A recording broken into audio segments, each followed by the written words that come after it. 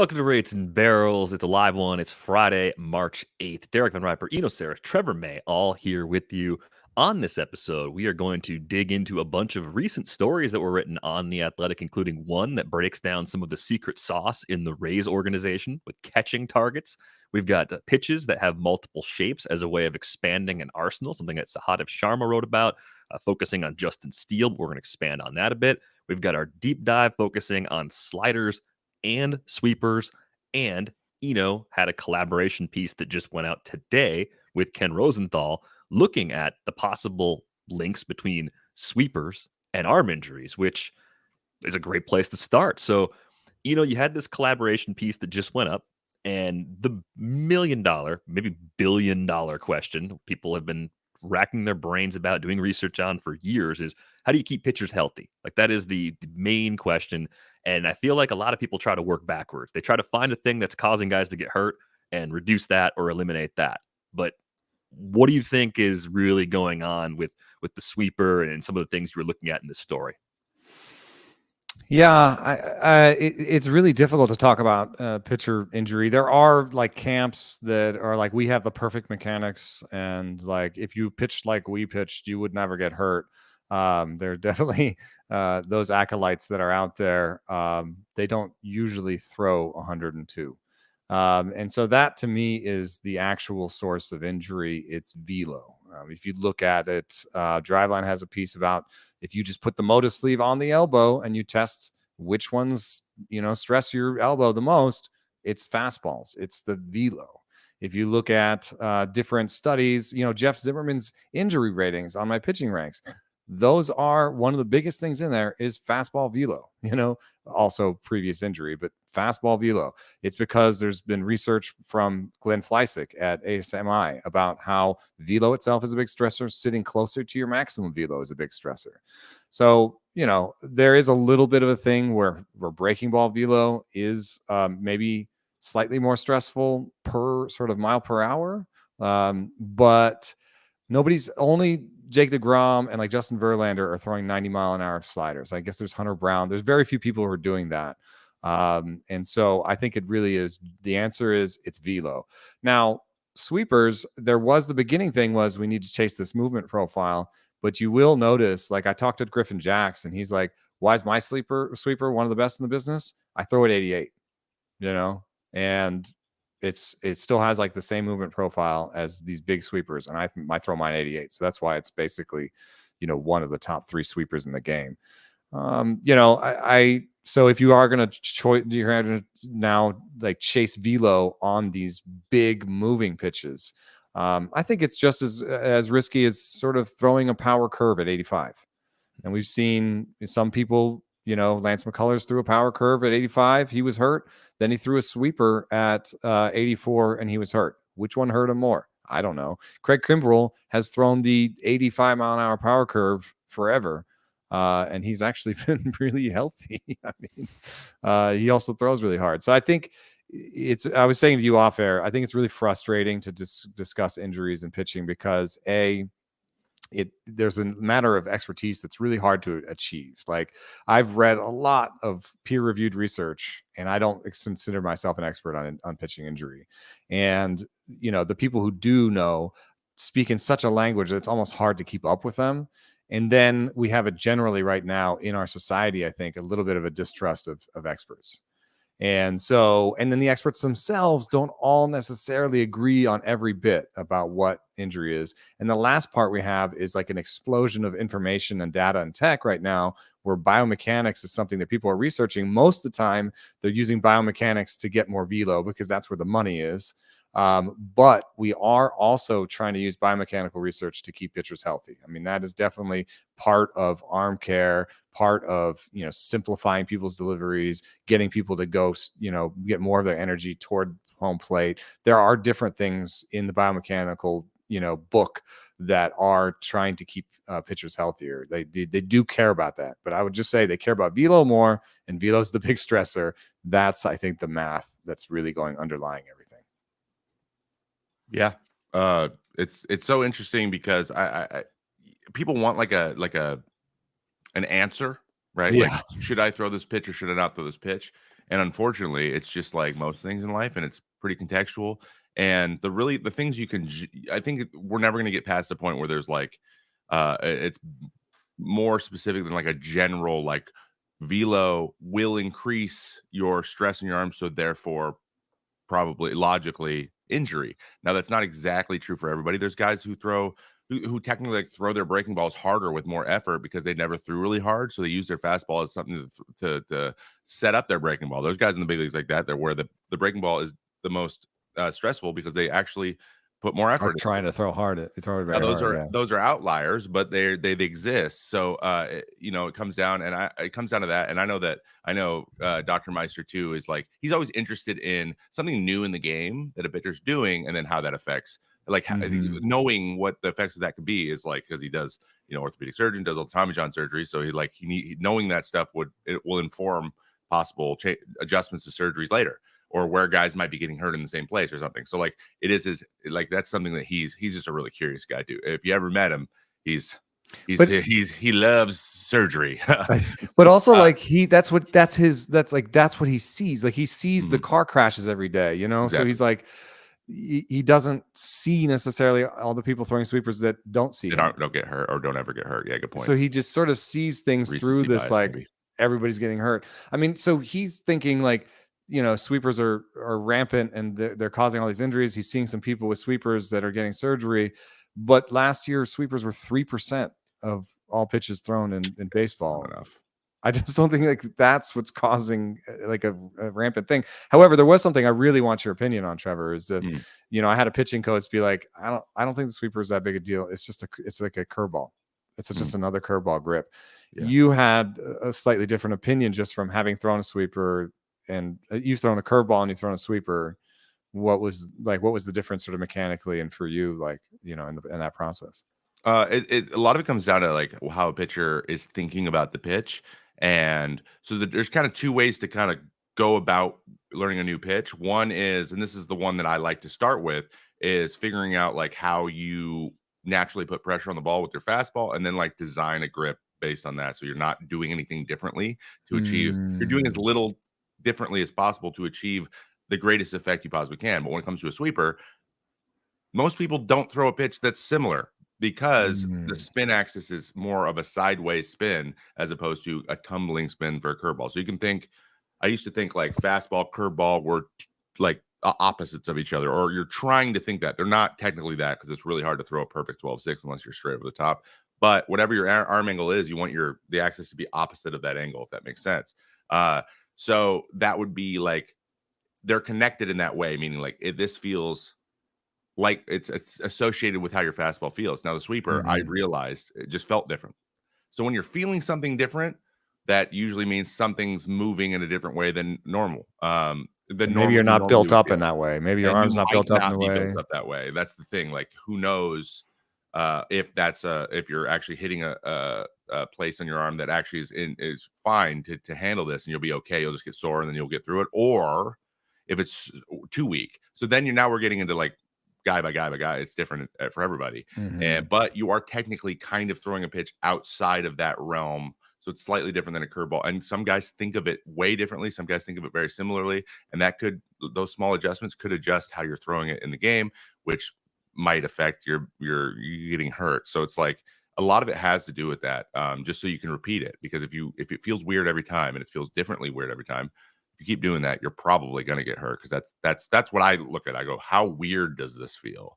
Because that probably tells me. I do think there is some risk with like fads, oh, we declare this the year of the cutter, or the year of the splitter, the year of the sweeper. And so then you have people who shouldn't necessarily be throwing it. Like, there are over the top guys who are throwing sweepers. And I'm like, I don't know that your biomechanics are set up very well. Your slot is set up very well for this. Like, to me, a sweeper goes really well with a sinker for almost the same reasons that you're talking about with the 4-seam fastball and a regular curveball. Is that the sinker and the sweeper are both kind of pitches you want to be on the side of, that kind of you are better for a certain slot, not over the top. There's kind of 2/3 ish kind of stuff. So if you are out there, you have a low spin efficiency fastball, that's when I would talk to you about a sweeper, because I think it would fit your slot, it would fit your mechanics, it wouldn't feel that weird. So, I did just talk to Brady Singer, and, he's trying to do two new things this year. He's a sinker slider guy. He's got a power slider. We talked about his sinker. Well, he's trying to throw a four seam and a sweeper. And maybe that's actually a pretty good, at least the sinker and the sweeper part, you think is a pretty good combo. Mhm. And since he has a power slider that can theoretically work against lefties, the sweeper can get righties out, and the four seam can give him a fastball option against lefties where he's not. We sort of showed that he's kind of throwing the sinker in places where lefties don't mind seeing it. So, he said he's getting 17 IVBs on that thing, which surprised me. And I think I offended him with my surprise. I would have loved to be. Did you like fall back a little bit, like a couple says, "Whoa"? He's like, "Whoa, dude, no, no." He saw the eyebrows move even behind the sunglasses, and that was what gave it away. I got a text from PR. So that's funny. That's really funny. We'll work it out. We'll work it out. I in your apologize. I defense, was like, I was not trying to say anything was crappy. I was just. That surprises me too, though. To be honest, I'm pretty surprised he can throw that kind of ride just based on his motion. Like that's what I was saying. Yeah. I was like, oh, I was prepared to be. I was like, you don't need to get the big, 17s and 18s because you're just trying to differentiate off your sinker, right? And he's like, well, I'm getting 17s. I was like, oh well, then well, there. Awesome. Is there something even if it's not a sweeper, like if you're just throwing a new pitch, does it usually feel a little weird? And then is there an adjustment period that you're kind of okay with before you start to worry about causing a physical problem with something that you're doing differently? Yeah. I when it comes down to it, like especially for me, I could not get anywhere near like a game speed, not in a game. So there's guys who can just throw 98 in the bullpen. I could not even touch like 92 in a bullpen, and then I go out in the game and be like 96 first game. Just like need it's that the way I am. So I wouldn't know until I threw it in games, and that's why I tended just to run and gun with it and just go out there with it because it just that's how I needed to practice it. And I learned that with the splitter, it just never felt normal. Frankly, it didn't have enough time to get it there, and I just kind of half baked it and then tried to run with it. And this is not a pitch you do that with. And so it actually ruined. I tried to change everything else to get it closer to the splitter, so the splitter felt normal, and then I ruined everything else, and then that also hurt too to change. So I guess like there is an amount of time you want to like start to feel comfortable with it. Mine was always like how comfortable can I be the first time? Like how through a catch play session of 40 throws, 50 throws, how close can I get to comfort in that one day? That'll tell me how quickly I'm going to pick this pitch up. If it's feeling okay and I just don't know how it's moving yet, and it doesn't matter where I'm throwing it or command or anything, but if it feels okay and I feel like, oh, I could get this quick, you kind of know intuitively quickly if it's going to be something that you're going to adjust to fast or if you're going to need more time. And if you need more time, that's generally a higher injury risk. Another thing that Keith Meister said that was, I would say that like just I'm less sure than him. Like I would rather if you wanted me to say one thing, I'd say like I think it's velo. I don't know about anything beyond that. But one thing he was saying was that these the power changeup and the sweeper require like holding the ball harder because you're trying to get more spin and turn that spin into movement, and that holding the ball harder is also part of this. We've done some research I've read some peer-reviewed research. Most of it says there's no relationship between grip strength and spin rates, but not all of it. And I just wondered, what do you think when you think about holding the ball hard? Yeah, that also is like kind of it's very interesting because of how the crazy range of grip strength is. Like from like I actually sit there where everyone's doing their grip strength thing. You're like guys you think are like super strong aren't, and some guys who are like not, you wouldn't peg as super grip strength or like have super strong grip. At the end of the day, you're trying to create a certain amount of friction on the ball to get it to spin, but you also don't want it to stick in your hand. So it's like there's a range of still has to leave your hand. Yeah, it still has to leave your hand. So if you're gripping it too tightly, like you're gonna slow down the spin. It's like a bell curve. So if you think about it that way, like that's an adjustment in pitches you can make as well. But like generally, if you're holding the ball tighter, like generally, obviously your muscles are more active, get fatigued faster, and then it could lead to, more injury. That makes sense. And then you attach that to, usually that's attached to velo and trying to throw something harder or spin it faster, which then produces more velo on generally. But did you like have pitching coaches that increasingly over time were telling you to hold the ball harder? They would say like, have you tried gripping it tighter, or have they you would. tried Okay, so that's gripping it something looser? That's a very like that's an old not old school because it's still a thing, but like that was one of the adjustments you could have made when you're trying to figure something. I've also heard the other way, like barely hold it, like it's a cloud, like for your changeup. Like I never needed to know that. I was comfortable. Like I was trying to help guys throw their changeups because they would just grip the crap out of them because it didn't feel comfortable and it didn't feel like it was slipping out of their hand all the time. So like, but that was never a problem for me. It just sat in there like a pickleball scoop. Like I could just, like a chuck it. I could just throw a changeup. It was just like natural for me. So all of that stuff goes together as well. But yeah, I think the grip strength generally, like that's I feel like that's it's a very general thing. But you're like, if you're gripping the ball harder, like Class now said it about the sticky stuff thing. Yeah, he did. Gripping the ball way tighter because I can't throw them because I'm just worried about my curveball sucking now. And I'm like, I mean, that was kind of an admission, but at the same time, like, at the same time, that like, if you don't think anyone was trying to somehow get the ball prepped in some way that it feels comfortable every single time because the balls are different every time, then you're crazy. Everyone had something. There's very few guys who were like, just run out there and grab whatever. Luka could do that. He's like, he could just grab a high school ball and just rip a curveball like that. But that was just his. But that was also something interesting coming out of the minors, how different the ball was in the minors. It was just trying to like make it more normal now, but like it used to be the scenes were totally different. And I had some pitcher tell me like I got to the majors and I tried my normal arm path and the ball just like I just lost it. It went straight up. But that said, it is actually, I noticed this last year, the standardization of the balls was better. It really was. It wasn't, could have been being in California. I mean, that's helpful. That was a whole thing too. So yeah, all that stuff's kind of correlated for sure. Well, great piece to check out if you haven't seen it already from and Ken Rosenthal up on The Athletic as of this morning.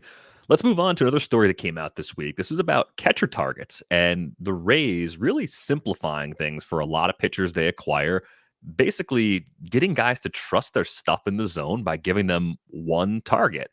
And we talked about this during our meeting a couple days ago, Trevor. You said you were kind of like onto this because of, I think, a Shane McClanahan start where he threw something like 60 pitches with the same target and was still dominant anyway. Yeah, I was so excited when you're like, did you see the article written about Rays catchers? And then I'm like, let me guess what it was about. And was it about them all having one target? And he's like, yeah. So I try not to tell stories, but like this needs to be told. This is just perfect for this example.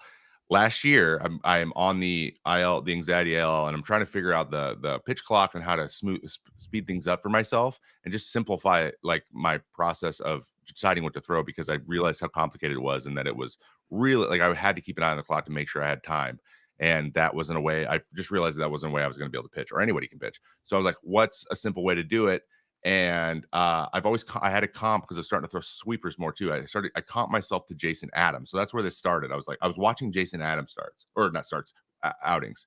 I'm like, okay, so what are they doing? He moves really quick too. And he's got 3 pitches and he knows like, what's he doing? Because we throw kind of the same arsenal a little bit.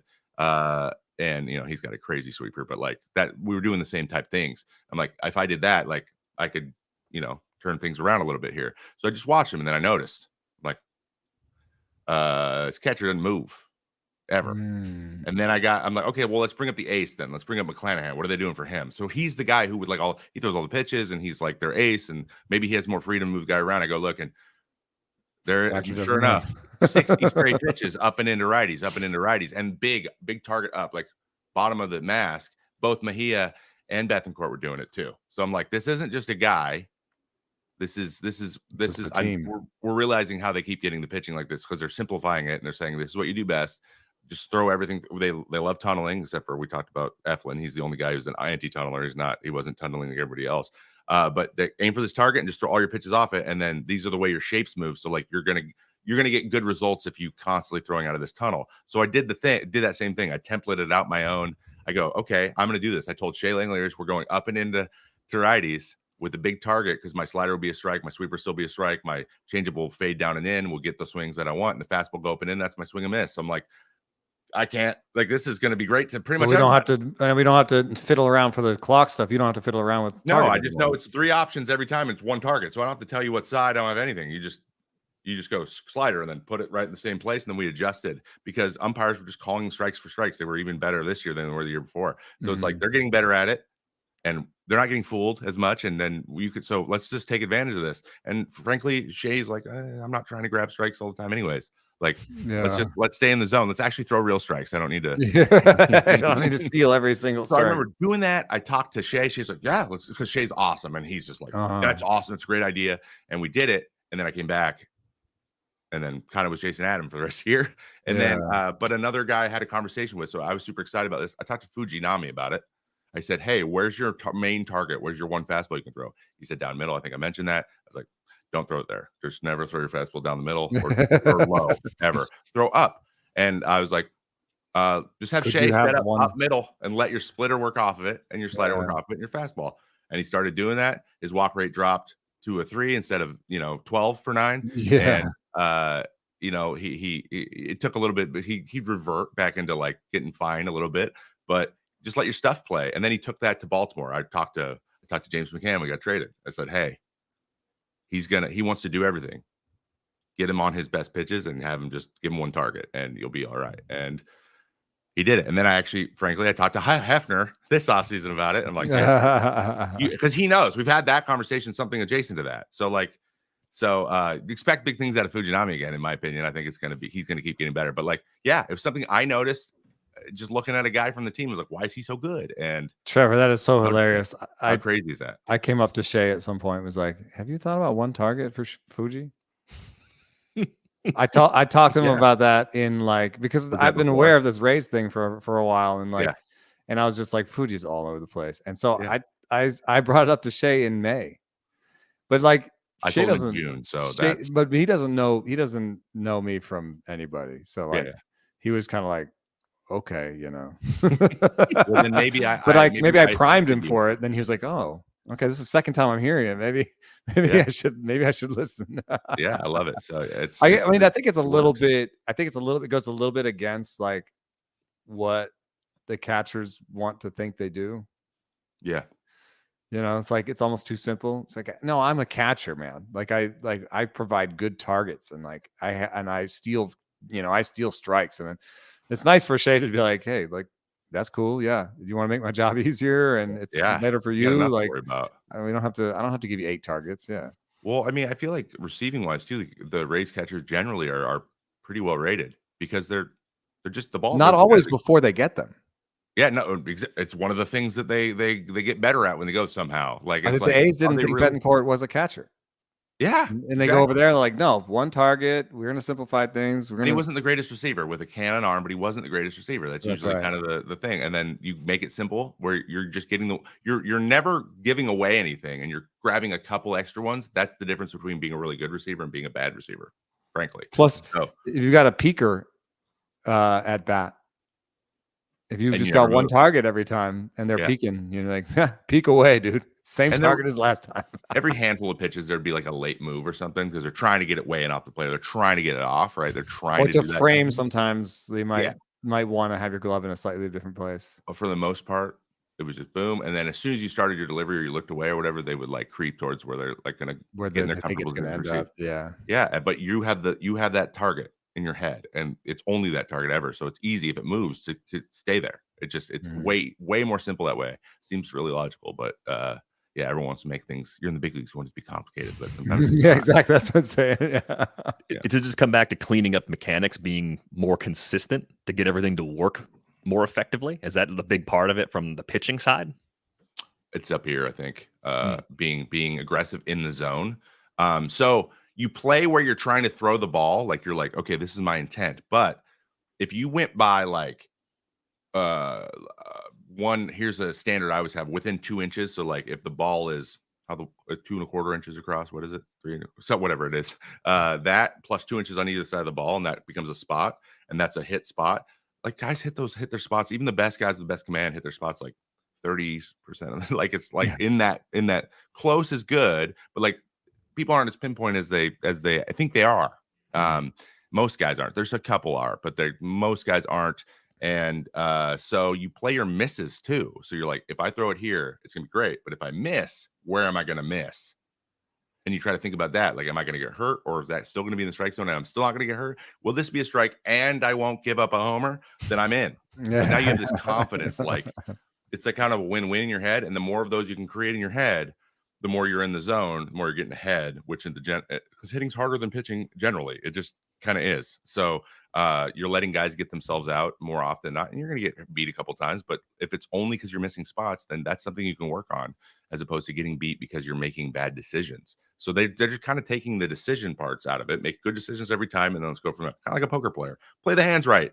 Don't get all excited. Just play the hands right. I know it's boring sometimes. It's simple, but if you really want to win, you do this more often than not, you're going to be okay. It's very similar. That can be hard though as a pitcher, especially like a reliever where it's boring. Like one bad outing, and also just like one bad outing, and you're just like, damn, my ERA is going to be bad for 3 months. Yep.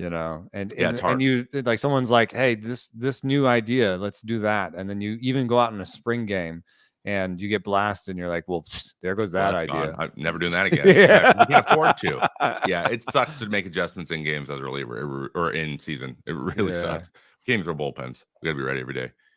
Yeah, Chad's piece had a few examples of that, like Pete Fairbanks getting smashed coming off the IL and being upset, and Kyle Snyder, the pitching coach, saying, "No, just trust it. It's going to work," and it did. He reeled off a amazing stretch after that, and it's just sort of like getting the situation constantly in your favor. Like the thing that Chad pointed out is every Rays pitcher seems to cite the 95% statistic of a first pitch quality strike. They say yields a positive result 95 times out of 100. So ideally it's a quick out, but every take, swing and miss, or foul ball puts the pitcher in control of that at bat. Yes, 5% of the time that first pitch gets hammered, but the Rays love those odds and will live with the outliers. Right? I think as a hitter, I think that more swinging on first pitching is something they should do, because the difference in OPS between 1-0 and 0-1 is so big that pitchers are always going to be in the strike zone for the first pitch.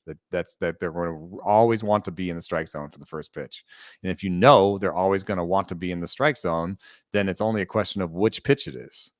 And you don't have to actually think about location as much because it's probably going to be in the strike zone. So how many other counts are there? There are other counts, but how many other counts are there where you can be like, they're going to be in the zone? The best one is 0-0. You don't even know you'll ever get to 3-0. Yes, 3-0. They're probably going to be in the zone. 0-0. They're also going to be in the zone, and you're going to get a 0-0 pitch. Got excited. I think his mic cord just came unplugged again. No, but I think about it more from like if you're expecting a strike, you can get the A swing off. You could just guess and be rewarded for it because you're narrowing down the possibilities of what's going to show up in the zone by just saying, okay, I think in this instance, this pitcher's probably going here with this. Take a hack at it. It's 0-1 if you're wrong, not the end of the world. So it's a pretty interesting thing to think about. Let's move on to our next topic, which I think is something we've wrestled with for a long time on this show. Sahadev Sharma wrote a story about Justin Steele. And Eno and I have wondered, how does Justin Steele do it seemingly with two pitches, right? Fastball, slider. That's what you see. And he gets guys to take uncomfortable swings. He gets guys kind of given that look as they walk back to the dugout, like, what the heck? Why didn't I hit that? And there's a bunch of guys in the league like this, but I think Steele's a really good recent example of someone who's reached a level that very few people would have projected or expected. And Sahadev's story focuses on how Justin Steele uses multiple shapes of those pitches. So you might look at Baseball Savant and see something like this. It's fastball. It's four-seamer slider. It's almost entirely four-seamer slider. But it's not that simple. It's not just a four-seamer that looks the same every time or a slider that looks the same every time. There are these wrinkles. So, Trevor, how common is it for guys to have multiple variations of a small arsenal that might look like a two-pitch arsenal on paper, but play more like 4 or 5 pitches in the minds of hitters?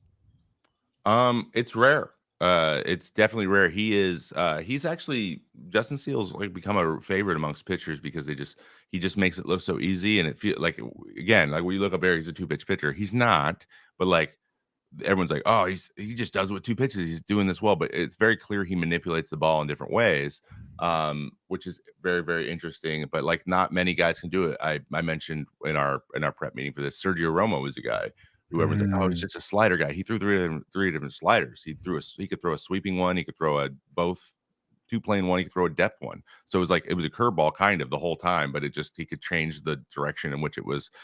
He can manipulate it towards the end of there. It was like he would roll out of bed and do it. So the guys like this exist. So you see on this graphic too, we talked about this, the circles, like that slider circle right there, that is really big.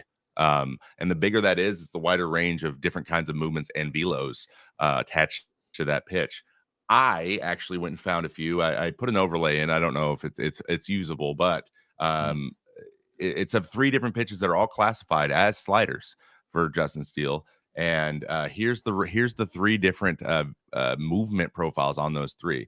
So all 3 of them are between 82 and 84 miles an hour. So I don't have the exacts here, but I know that for sure. These range from 23.1 inches of horizontal, negative 25 vert. That was a big one. That could be a curveball, but it's also a lot of horizontal. That's kind of a sweeper. That was at 82. And then he has one at 18 and 0 vert. So that's up 3 inches of vert, and this one was 84. So it was harder and moved a little bit more 2-plane. And then he has one at 85. So you can see the little L that's making right there. Then he has, or 86, that one up that was up right there was 8.5 horizontal, 4.6 vert. So that's a cutter. Yeah. So and those are all classified as sliders on Savant. And that's what he's doing. He's trying to get things. He thinks, I bet you he knows whether or not guys hit the harder ones worse, or they hit the softer ones worse, or if he wants more of a backdoor situation for he's doing it. He's doing that in real time, but it's very similar grips for him. It's very natural. So he can play that game. And then I bet you the catcher just goes, slider could mean any of those things. Towards the end, we only had one grip. For example, we had slider as our sweeper and slider pitch call last year. I was throwing a slider at 86 and a sweeper at 80. Those are different. Those are very different. But Shea figured it out. He's like, I know when it's probably going to be sweeper and when it's probably going to be slider. I just I'm going with you. Yeah, by handedness and count a lot of times. Yeah. And then towards the end, I'd be like, I'm throwing those sweepers earlier in counts. He's like, okay, I'll be ready for it at all times. And then it was fine. I never had to tell him. So I guarantee you they have that situation going over there too. But that's why he's been so good, because how do you game plan for that when you look and it says there's only 2 pitches and you go face and you're like, I just got 3 different sliders. That's that. I don't know what he's doing. And then he beats you, you lose. Now, when everyone hears that conversation happening, they're like, well, I guess go get him tomorrow. And that's kind of what happened all year. Yeah, that's that look of confusion, though. I was like, wait a minute, that wasn't supposed to be there. The report said this. And I think part of this is also how Steele keeps a pretty low home run rate, too. I think everyone in a lot of the circles for fantasy baseball think, oh, home run rates, it's pretty noisy, and it is. But I think there is some skill to maintaining a lower home run rate that goes beyond just getting the ball on the ground, right? It's not just ground ball rate. And I think these types of wrinkles, to me, are a satisfactory sort of explanation for how you would sustain a better than average home run rate year over year without having guys just pound the ball into the ground. Yeah, so trying to move off the barrel, right?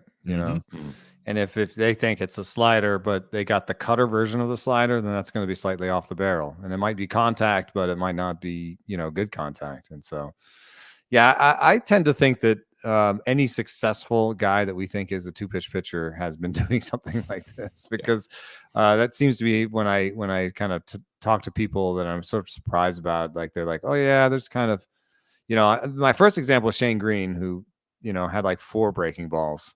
And I do think the thing that becomes difficult about it is keeping some sort of differentiation in your mind, being able to actually replicate the shapes that you're trying to replicate. It takes a lot of touch and feel, I think, to be able to throw 3 breaking balls or 4 breaking balls. Max Scherzer told me that one of the big things he does between starts is try to find all the breaking balls, because he now, it doesn't show up in every book, but he now throws a power slider. He throws a cutter, a power slider, a regular slider, a slow slider, and a curve. And I don't know, I don't think any of them are actually a sweeper, but some of them were more horizontal and some of them more vertical. Some of them more speedy, some are slower. And when you have that many breaking balls, it requires a lot of touch, requires a lot of work in between. And when you just imagine, you think you're throwing one, you throw the other. that could go right into the hitting zone. So I think what I'm trying to say is I think it's still somewhat risky to have quote unquote 2 pitches as Justin Steele does, because there's so much touch required in keeping those different breaking balls separated, that what he could just easily lose that touch, or, it's really kind of small movements. He may have the same grip on all of them. Yeah, and it's just a little bit of finger pressure in a different place, or just intent. It's like, I want to throw this one harder and it does this. When I throw this one over there, it does this. When I throw this one softer, it does this. That might be all it is. And so I feel like there's still some risk that can blend together. I don't know, maybe Trevor has a different idea, but like, I do think that if you are getting super fine with it, like there is some risk that you do the wrong thing with it. They're all attached to each other. So it's a good point. So if you lose a feel on one, the chance you lose feel on all of them is high.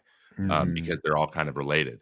And so if you use the same grip for everything, you lose kind of the feel of that grip. You're probably going to lose some feel for all the other places. So if they're not distinguished, it's not something you can be like, okay, plan B, feels like a difference. So maybe I'll get myself going here. Sometimes I did that with I could not throw a fastball for a strike. So I needed to throw some change-ups in the zone, because that would get me better around the zone. What's the saying? Different day, different arm.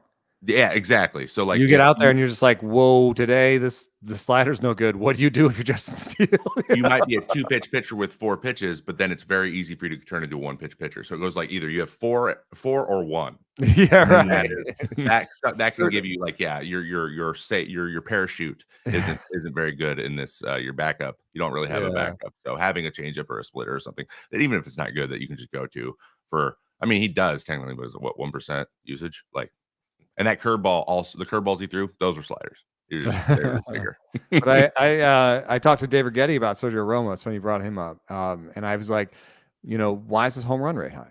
He strikes out a lot of people. And is it just that, that he's a fastball slider guy and lefties are taking him deep? And Rigetti thought, no, when you throw that many sliders, some days you just lose the feel. Yeah, and it's sort of what you're talking about. It's like, it's slider after slider after slider. And I feel like, that can happen with a fastball. Yes, you can have a day where your fastball command is off and it's totally not there, right? But at least when your fastball command is off, at least it's 95 still. Yeah. You know what I mean? Yeah. If your slider command is off and it's not moving, when the command tends to leave too, it's not very good either. So it's like also not sharp. That they go together, which right. So now these cement mixers at 80. Which one's easier to easier to hit? Like a misplaced 95-mile-an-hour fastball, or like a misplaced cement mixer 80-mile-an-hour slider thing? And you're right on Sergio, by the way. His came guys who have him come in bunches. It's usually, and he'd give up like 2 in an outing and then 2 in the next outing, and then just would not give up a run for 2 months. Yeah, that's how Sergio was. But like overall, his home run would be because he would just lose it for a couple of days. He'd be tired or sore or whatever, and he'd give a bunch of homers. That's exactly what happened. But it would never happen consistently. It was always in like little isolated, like 1 week bunches. Just lost the slider for a couple of days. Yep.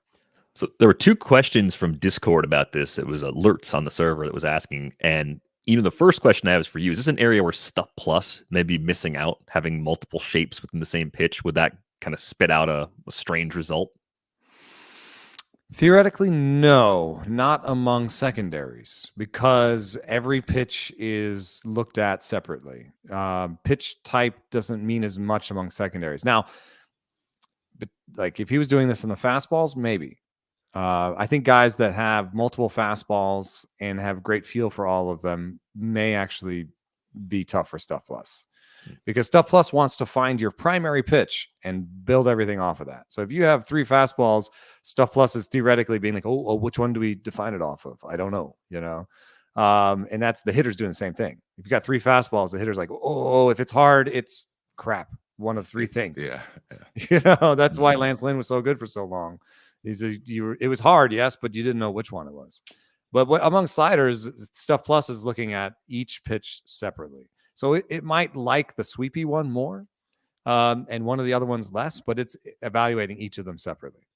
The other question that came in I thought was kind of interesting was for Trevor specifically. Is it beneficial for a pitcher to throw maybe their nastiest slider, someone like Romo? If you got 3 different sliders, do you throw the nastiest one first, or maybe throw the one with the least amount of break first earlier in the count, kind of steal the strike, and then throw the filthiest one later? Like, how do you set up a hitter using the variations? Is that something that you would always want to do if you had that in your tool bag?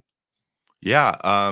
I think especially with a guy like Sergio, didn't throw super hard and kind of it was just known for the slider. He did throw a lot more changeups than guys people think, but he was just a very, very high usage of that pitch. You might, that has to be part of your sequencing. And so you might just randomly jumble them up and pick one that you want to throw first, or depending on the guy, because he was pretty smart, had faced a lot of guys and knew them all pretty intuitively, on like what type of, if they're trying to jump you early, if they're trying to jump you late, if it was one of those guys. And those are patterns that have actually really, really become clearer and clearer with scouting reports on hitters. Like they have counts that they know are their most advantageous for them. And that's when they take their big swings or take their shots. So you throw your nasty one then and just kind of save it. You can know that now a little bit more. It's the same thing, kind of like how I try to make decisions with the gyro and the sweeper last year. The sweeper was trying to get the miss, because no one was swinging and missing my gyro, but guys were hitting on the ground and hitting it earlier. So I would try to go earlier with the harder one and later with the softer one. And then you even said, you told Shay, we're going to switch it up. Yeah. Because people started to notice that, like they would be like, okay, now I have 2 strikes. I'm probably going to get a sweeper here. And then I was getting guys frozen with the gyro because I thought I was going to break more. And it was harder. And that's the big Sergio Romo moment with Miguel Cabrera to win the World Series. The heater. Yeah. Because he thought 100% of sliders coming. Yeah. And he said it. Like, with that guy, you have to just say slider. Like you have, like in that situation, I just guessed wrong. Froze me. As it turns out, sliders and sweepers are the deep dive for this week, which seems like everything's talking about falling into place perfectly. I mean, Trevor, you were just talking about the gyro versus the sweeper. I mean, those are kind of the two ends, right? If you think of sliders being on a spectrum of just like at one end we have this, at the other end we have that. What are the key differences here? Like, help people sort of understand. Like, they used to be classified as the same. They got split out as separate pitches. So, what are we looking at here?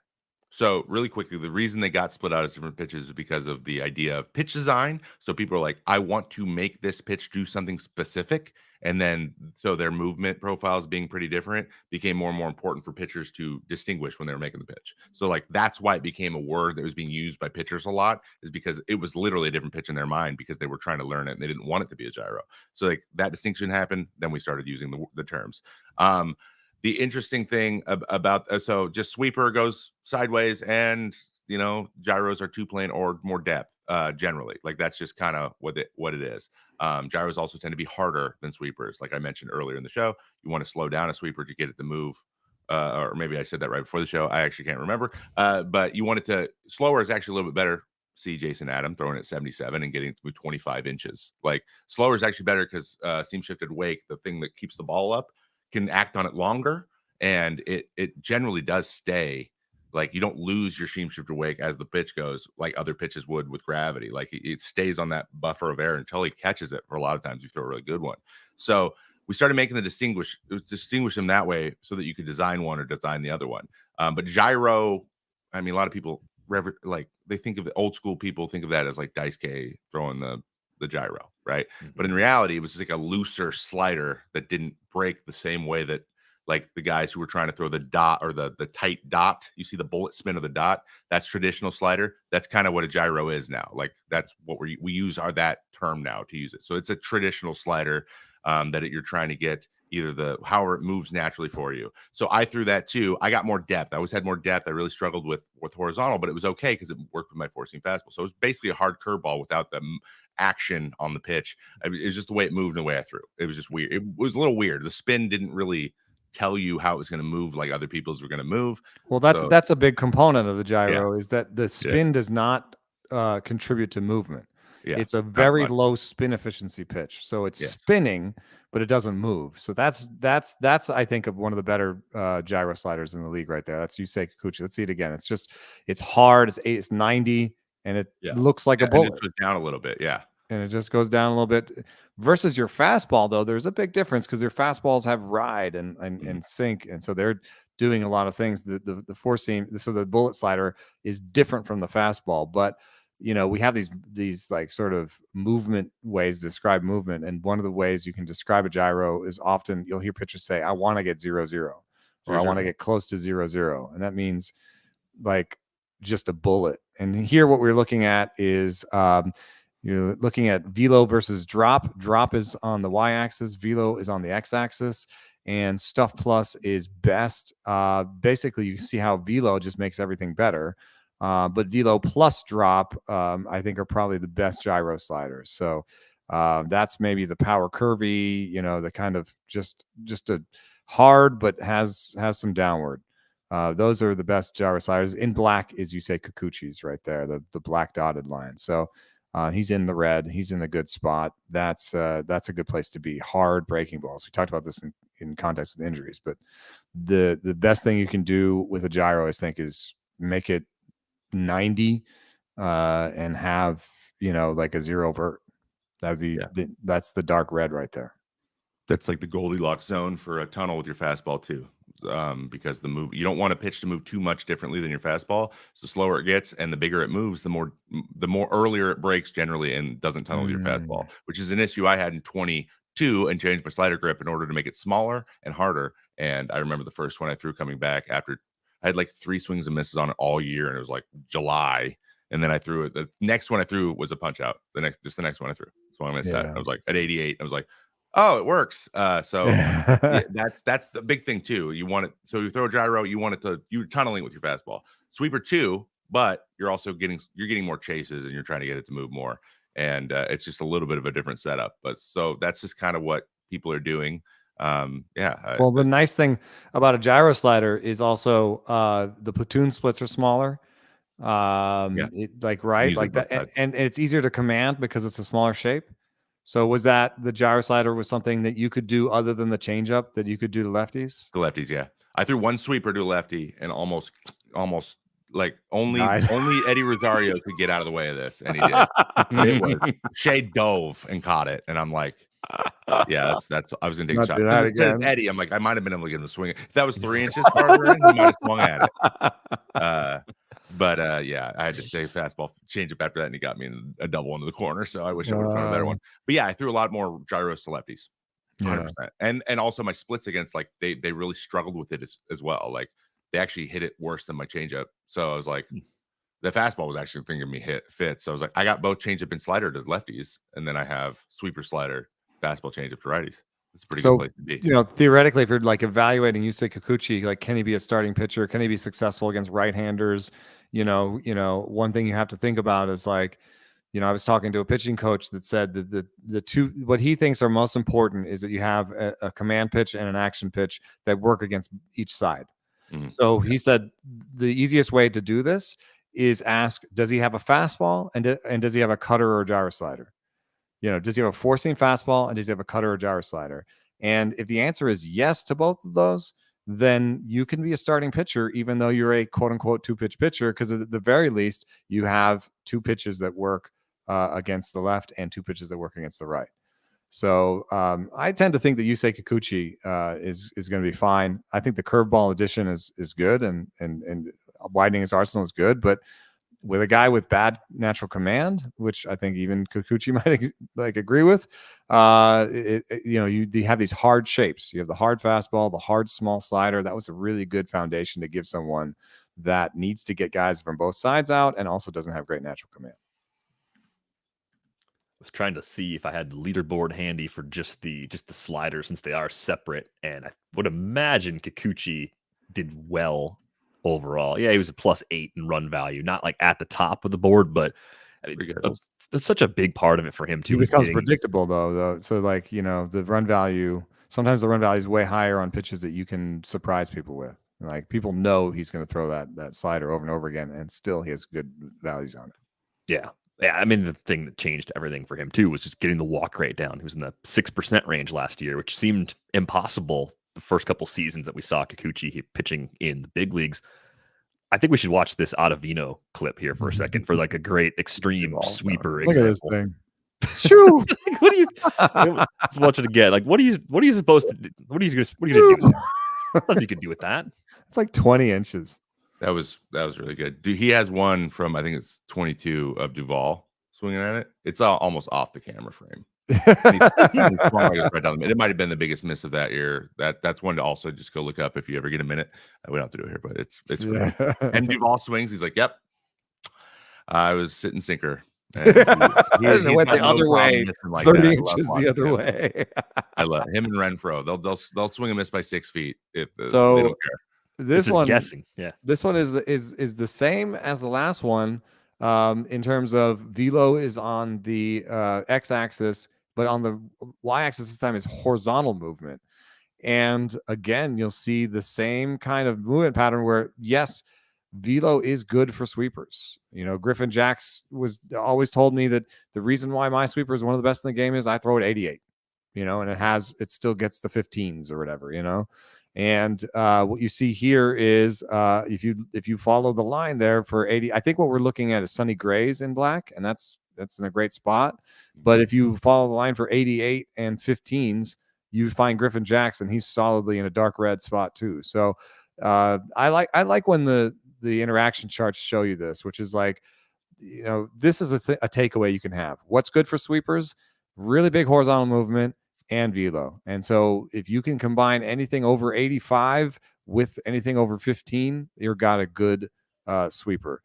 You can do better at 82 with a sweep. You can do fine with 82, but then you have to get sort of 20s. Yeah, you get tons of movement. Yeah. You got to have the tons of movement. So there's just a kind of almost, it looks like a linear relationship between horizontal movement and velo, where you're just like, you know, you better get a lot of velo if it doesn't have the good sweep, or you got to get a lot of sweep if it doesn't have the good velo.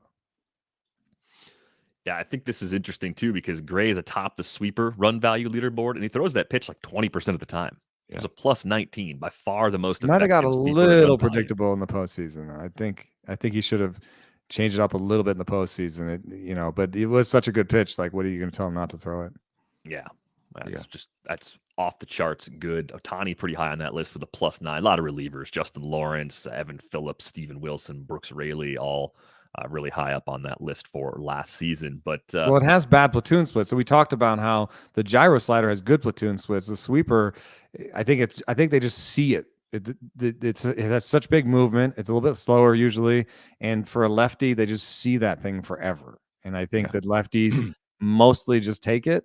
But even if they do, when they do swing at it, they're like, this thing's coming middle. I can see it, and they can see it and see it and see it. And so, you know, that's why I think you see more sweepers among relievers, and I think that's why you see that, like, we're discussing if sweepers are hurting people, and they're 3% of the population. It's like we had this whole craze about a thing that was thrown 3% of the time in big leagues.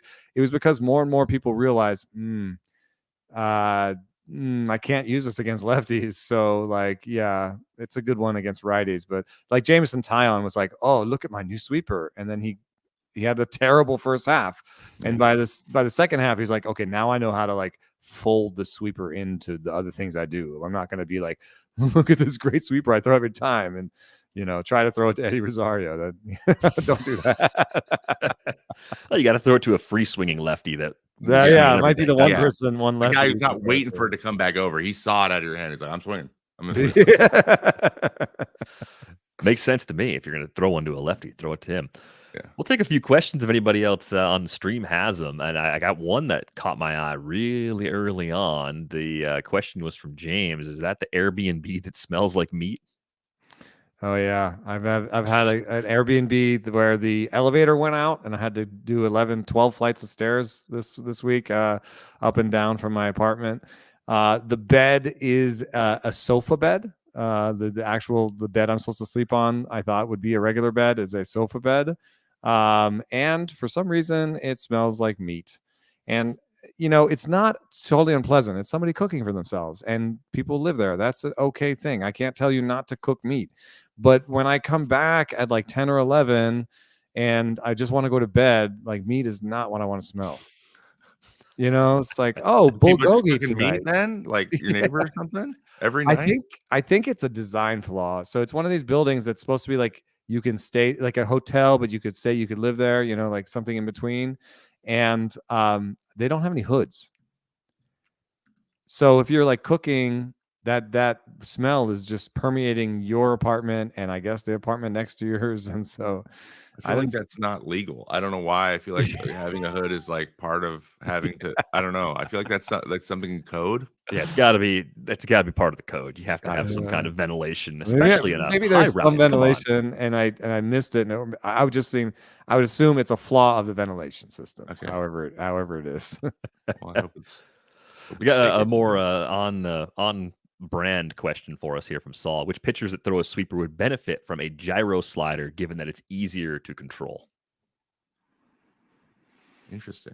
Well, I always thought Clark Schmidt throws a cutter and a sweeper, and it's like, I think that he could almost throw a gyro, not necessarily because of control, but just because against lefties. He's really searching for something against lefties. Hayden Wesneski throws a sweeper and has control issues. Those type of guys, yeah. But he has a cutter. So a lot of one of the packages you have for a pitcher is kind of cutter, sinker, sweeper, because again, like we were talking about earlier, the mechanics are somewhat similar on a lot of those pitches. And I guess you just don't want to have them throwing like 3 breaking balls and lose touch on all of them.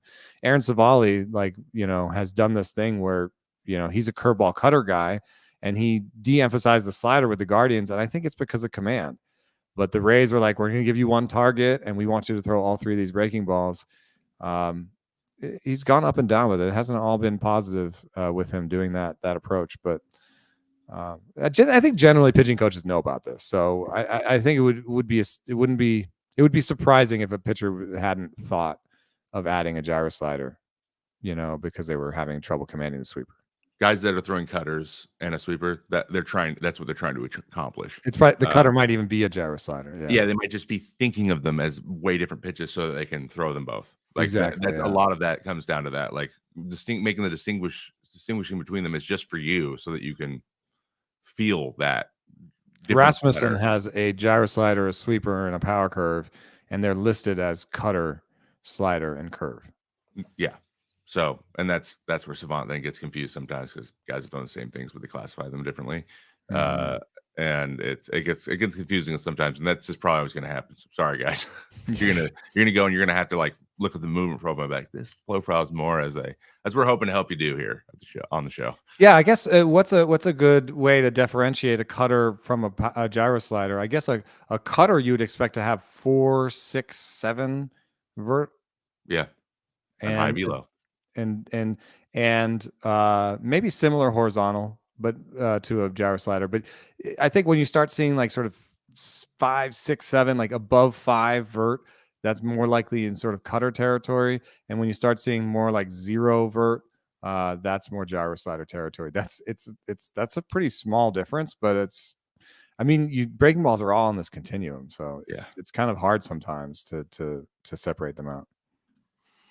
Got a breaking news item. Buster Olney is reporting Joey Votto has signed an NRI deal with the Blue Jays. Baseball's better with Joey Votto in it. I think that's a fair statement to make. Good news on a Friday. I was going to see if he'd come join, just like be my co-host on YouTube, but eventually now he's got a job. Dang it. Well, 2025, right? I mean, you got to have a multi-year roadmap. Yeah, that's a good point. Yeah. I mean, I like Vogelbach, but I could see the Blue Jays making this decision. I guess a big part of it will be like how hard is he hitting it in spring? Like exit velocities will matter here. They're going to be like how good is your shoulder? Like how are you feeling? Like let's see the exit velos. Well, it's a little interesting on a roster that also has Justin Turner on it. If you keep Votto, you're going to have to play Turner somewhere around the infield a little bit because you have Vlad playing first. So I hope he makes it. I'm rooting for him. I think you could maybe sneak Turner in at second. They have the need between second and third to play Turner. And a lot of those guys who can play second can play third for them. Who's it now? IKF, right? I mean, IKF can play second or third. Doesn't matter. Santiago Espinal can play second or third. Doesn't matter. I think even Biggio can play second or third. So, where do you think it's easier to hide a veteran? I think it maybe a little bit easier on the at second. Yeah, maybe. Yeah, I don't know. It might be a better solution for sure. You got all those like smashed hot shots from righties right at third base. You kind of want to have some hops, some range. I think because Turner was actually one of the better defensive players on Boston last year. I don't know if that's a reflection of him or them, though. I kind of think they might just play him at third, dude. Like, I think they might just put him back out there. If he hits 305, I don't think it matters what he does out there. Yeah. Yeah, I think you live with it in that case. Yeah. Beluco 31 has a question. What's going to be the next sweeper, the new pitch that takes over baseball? Because it does sound like the sweeper might be at or near its saturation point for usage based on the limitations you were describing, especially righties not really being able to throw them to lefties. Is this the year of the splitter? Is that what we've decided? Or the fork? That's what everyone's talking about. Fork. I mean, thank you, Senga. It's his fault. And now we have Yamamoto too. Yeah, it's going to be splitter fork, but we're going to see more like Morris true fork ball. Like guys are actually trying to throw the old school 90s fork because Pop it's hard. out, like the kind of the knuckling action, pop out of the tumbling knuckle action. If you can, that would be something no one would seen. So that could be really good for a while. And then obviously to get adjusted. But yeah, now we have the breaking balls. Kind of guys who figured out ways to throw breaking balls that couldn't figure it out before. Now the guys who could not. There's so many guys who just have given up on changeups or splitters, and now they're able to pitch design them more. Yeah, we're getting better at pitch design. I think it's definitely in the changeup space. We're because if you think about the breaking ball space, we've just in this show we talk about two different breaking balls that you could call a slider, but there's such a continuum, and there's even a thing called a death ball that people are talking about, which is somewhere between a curveball and a slider.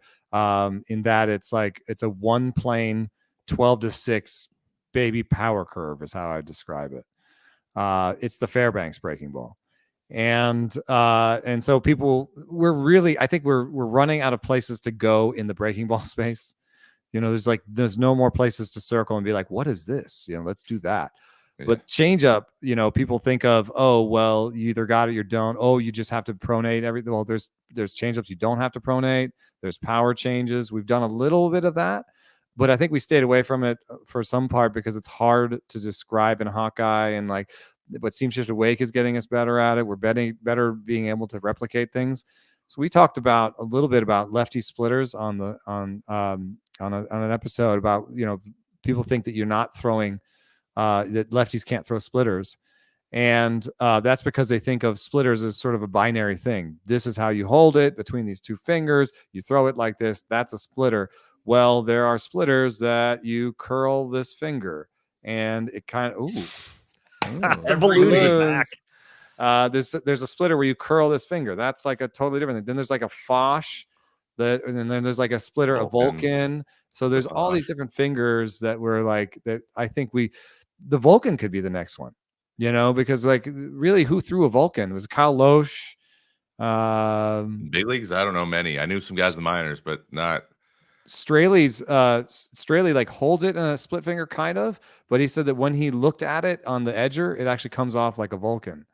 So, there's some people out there that with the Edgertronic plus a better sense of different variations on each of these grips, teams are doing more grip libraries and stuff. So, as you have a grip library and you put that together with Steam Shifted Wake and you kind of put those two things together, I think the big explosion is going to be the changeup space. The next thing that has a new name is going to be a changeup, some sort of changeup. I think the Splonk. It's going to be called the Splonk. It's not the Splinker, please. No, yeah. We'll get the Splinker or the Splork. No, we got to work on naming these things. It does. It feels like children are naming pitches. That's what it kind of feels like. You're just combining two words. That's your go-to when you're 7. So yeah, I guess. I'm sure if I invented a pitch when I was a kid, that's all I did is just smash two words together. It's what it is. Yeah. Philip says bring back the palm ball. There you go. I played with somebody who threw a palm ball. Did not work. Yeah, it doesn't seem like it would. Trying to throw a palm ball. Well, the fork is one of the ways the fork works is by getting it closer to your palm, right? It's deeper in. Deeper in, but it's harder. That's the thing. That's how palm ball work. It should work, but palm balls are slow. Yeah. So I don't know. It was for people who couldn't throw knuckleballs who were trying. We have a death ball. I like this one. Dan G says Dragon Ball. I like that. Ooh, I like that too. Yeah. Mm-hmm. What does the Dragon Ball do? It has some sort of whippy tail, Whippy tail. It's got to be high velo, right? If it's a Dragon Ball. Yeah. It's some variation on the power change. Full major league. Everyone should just name their stuff Everyone should have nicknames for the pitches. I think that's fun too. I love the ghost fork. I love that he has a thing. Yeah, I think we need more of that in baseball for sure. Where guys just making up ridiculous names. That's a lot more fun. Ghost fork is a lot more fun than the Oh sport. yeah, I'm still working on this Yu Darvish like oral history of all his pitches. This is something that's on the back burner. I'm going to come out with it. I got all his grips, and he used to call. He had something that was between the sinker and the fork that he called the Supreme. The Supreme? Sounds like a Taco Bell menu. Yeah.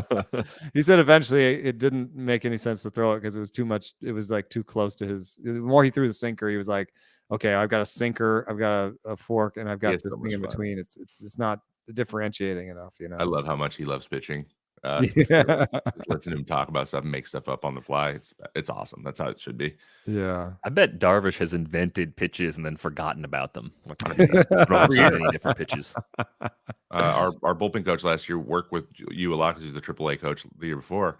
In spring, and just listen to him talk, and he's like, he makes up like a new pitch every couple months just for fun. Like 90% of them don't ever get thrown in the game, but sometimes you'll see two pitches, you're like, what was that? And then like, I don't like it, and they'll never throw it again. But he threw it in 2 big league games. But that's what's the fun part about baseball for him. So it's like, keep going for it. Just don't, maybe do that not in playoff games. Yeah, right. That's what regular season games in May, you're up 4. Like, just go for it. Have a little fun out there. Nothing wrong with that. Oh, the Supreme.